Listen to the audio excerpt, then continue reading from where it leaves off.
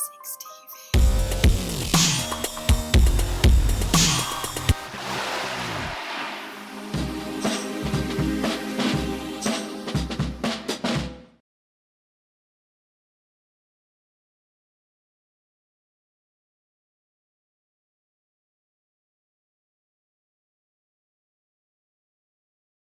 I mean, we tell the kids that it's magic, and obviously it's not. It's modern kind of like sort of science, for example. But there's a type of moss that grows mainly in the West Country, staghorn moss. Very easy to spot because it looks like little horns. And when it spores, it produces a powder called lycopodium. And lycopodium is used in various things, including special effects. So if you've ever seen a magician kind of set fire to like a £10 note or a £20 note and it does this, it's because it's been impregnated. So I mean that's kind of like a magician's sort of trick, and you'd never carry this stuff around. But back in the day, a lot of military personnel and in first aid kits used to have various things inside it that were quite useful. We have to be semi-cautious with this because this is also the reason why there are no bins on the underground anymore. Because our friends from Northern Ireland started doing this in the 80s and 90s. So this stuff used to be issued to army troops, and it's also found in a lot of first aid kits. This is potassium permanganate. If you ever had like the purpley mouthwash from the dentist, it's that. So it's a small amount in water will actually purify it.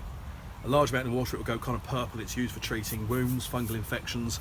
Very, very popular in jungles for treating things like trench foot and athlete's foot. So it did used to be found in medical kits. Not so much these days for reasons that you'll see why.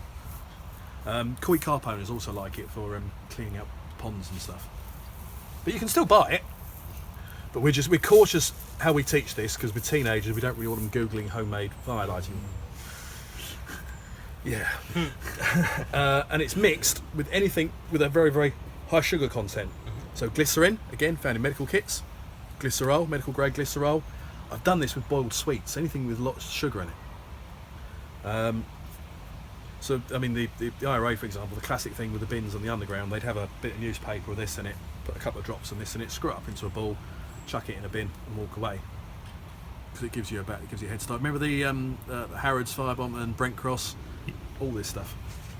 But it has a place. I mean, we tell people that literally one drop can produce an exothermic explosive reaction. So it's just to make people jump. But back in the day, a couple of drops in like that,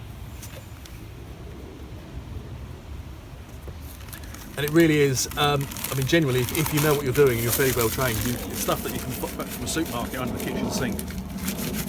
You can be quite destructive with giving it a little mix to create a little bit of friction, but also to get it to mix. And it should.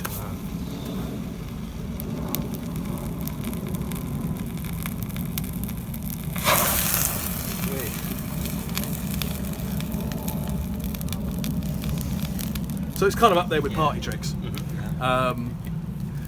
Not so common these days, but people still do like to sort of see it because it is quite effective.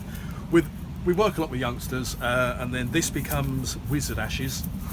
Give them a big story about witches that were burnt at the stake and how these are the witches, and this becomes dragon snot or something along those sort of lines, just for fun. We do quite cool tricks with that. Joking apart though, I quite often take a little vial of this with me on some of the canoe trips that I go. This is magnesium powder, because obviously you imagine magnesium is incredibly flammable.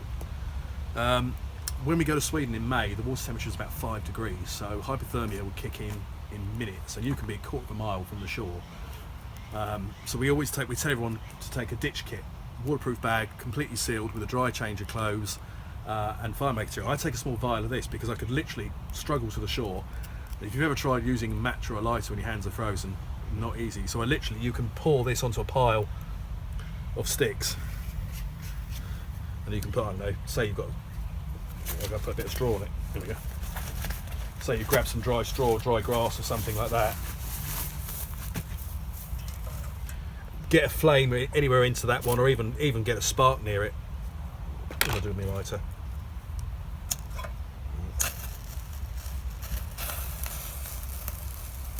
You know, from my point of view, it's instant fire, it's survival. And this stuff burns at about 3,000 degrees. Any of these fumes toxic? No. I wouldn't get.